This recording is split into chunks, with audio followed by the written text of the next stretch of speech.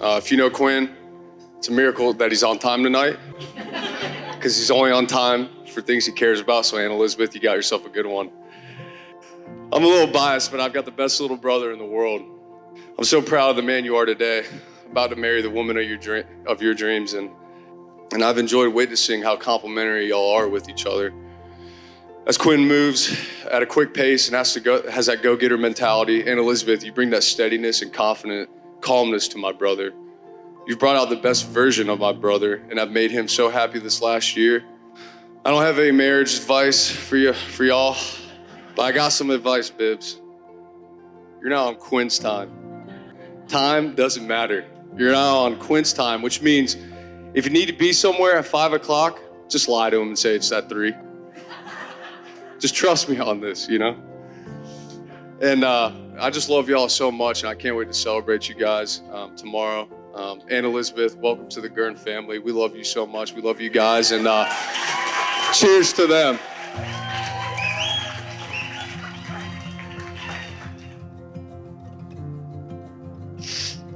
It's the truth when I say that I've been writing this speech for years, and every time I added another detail to my list, reflecting on how much I love my little sister, I would always end up crying. Go figure. She is generous with her time, money, and belongings. She is selfless. She is determined. She knows what she wants, and she gets the job done. She is so annoyingly disciplined. She eats well. She goes to bed on time. She exercises. But most importantly, she is full of faith in God. Did you know that every single morning before high school, Bibbs would wake up at 5:30 a.m. and go to 6 a.m. Mass with our dad? I'm not exaggerating, every single morning. And while I was annoyed at being woken up that early on school mornings, it had a profound impact on me. Bibbs, you may be my younger sister, but thank you for setting such a great example for me. I'm so proud of the woman you are. Quinn, I have to say, I know you're older than me, but because you two will become one, I'm still the older sister, okay? You make my sister so happy and you love her so well, and that's all I could ever want for her. As Dad has always said, the most important thing is getting to heaven, and I'm certain that you two will get each other there, so thank you. Now everyone please raise your glasses to Bibbs and Quinn, to a long happy marriage and lots of babies. Cheers.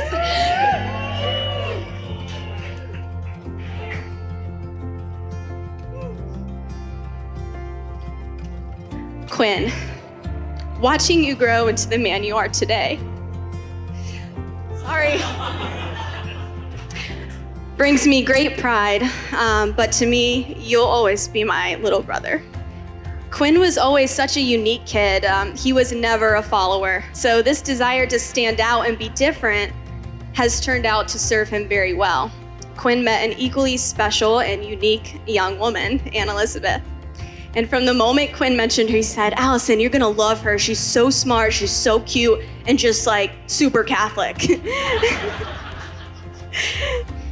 Aunt Elizabeth, you are a woman of faith and you are going to make an incredible wife. Quinn, tomorrow you vow to protect and lead Aunt Elizabeth, and Aunt Elizabeth, you vow to be the heart of your new home.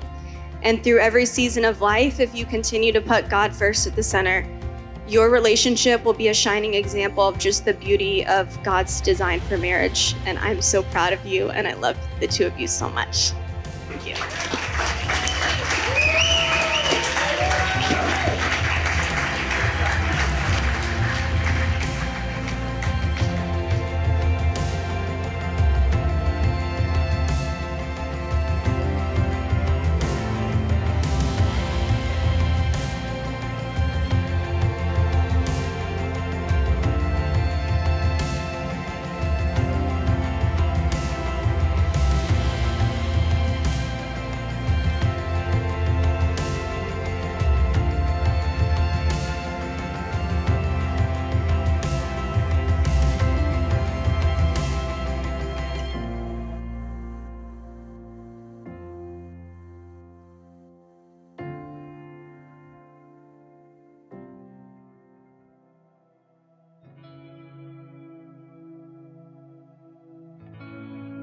What I decided to do, since these two folks, these two kids, these young kids were so special to me, I thought I need to pick a couple of patron saints that best resemble both Bibbs and Quinn. And so for Quinn, I chose St. Michael the Archangel. And for Bibbs, I chose St. Faustina. And they weren't random. There were a reason behind both of those. Several reasons. Quinn, my little Marine, has always been a protector his whole life. He's always looked out for the best interests of others. And Bibbs, you can rest assured, he will always look out for your best interests, and he will always be your protector. And this began years and years ago. I remember very distinctly at his first communion, after his first communion, we all gathered back at the house, and he tore open all his cards and looked at all the money and stuff and had it all set up. And so I caught him about 20 minutes later going out the front door. I said, Quinn, where are you going? He's like, and it was like seven of his cousins trailing behind him. I go, where are you going? He's like, we're going to get snow cones. I go, snow cones? What are you talking about? So we had a snow cone hunt at the end of our neighborhood. Quinn was taking all his cousins down to get snow cones. I go, with what money? He goes, my communion money.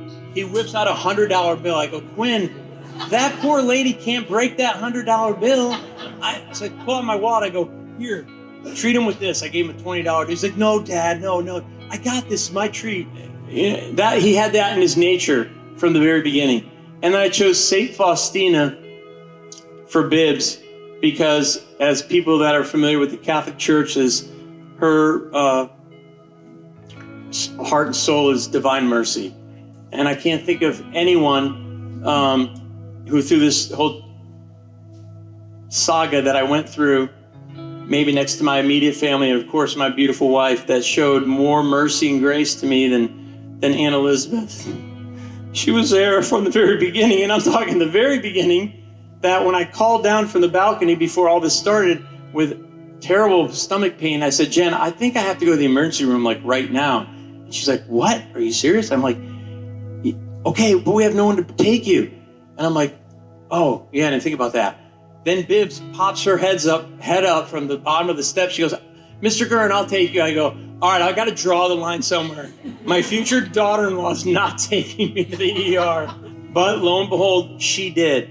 And anyone who may look at Bibbs' stature and look at her as like, oh, she's very diminutive. She's just a, shy little meek little guy, hasn't seen her drive. Okay? Pretty sure we made our own lane on the way to the hospital.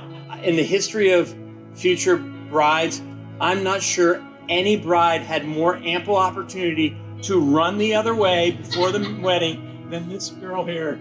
I mean, nothing bonds you more to a family maybe than spending 8 hours in an emergency room with your future father-in-law.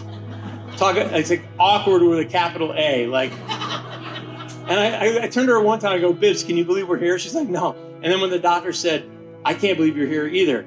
90% of the people that walk through the door with the condition that you had don't walk out of here. And we both got sober real quick.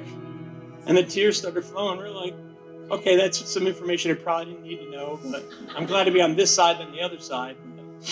And then that started the long ordeal of sleepless nights in the hospital, lots of waiting with all these guys in so many waiting rooms and discussions with doctors when things look hopeless. And I'm trying not to make this about me. I really am, and I apologize, but I want to dovetail this into a thank you, a gigantic thank you, because I'm not sure when I'm going to have all these same people in this room again.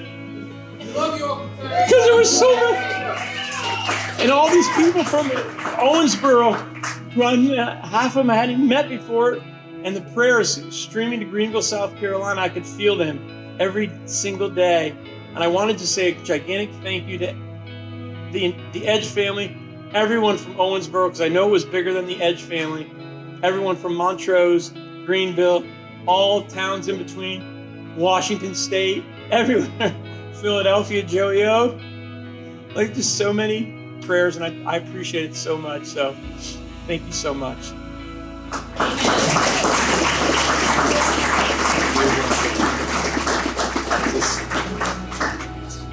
Part of having a stroke, you forget things, so sorry.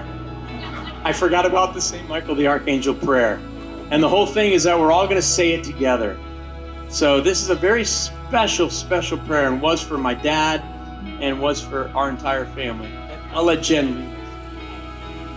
In the name of the Father, and of the Son, and of the Holy Spirit. Saint Michael the Archangel, defend us in battle. Be our protection against the wickedness and snares of the devil. May God rebuke him, we humbly pray. And do thou, O Prince of the heavenly host, by the power of God, cast into hell Satan and all the evil spirits who prowl through the world, seeking the ruin of souls. Amen. Eternal God, in whom mercy is endless, and the treasury of compassion inexhaustible, look kindly upon us and increase your mercy in us, that in difficult moments we might not despair or become despondent, but with great confidence submit ourselves to your holy will, which is love and mercy itself. Amen.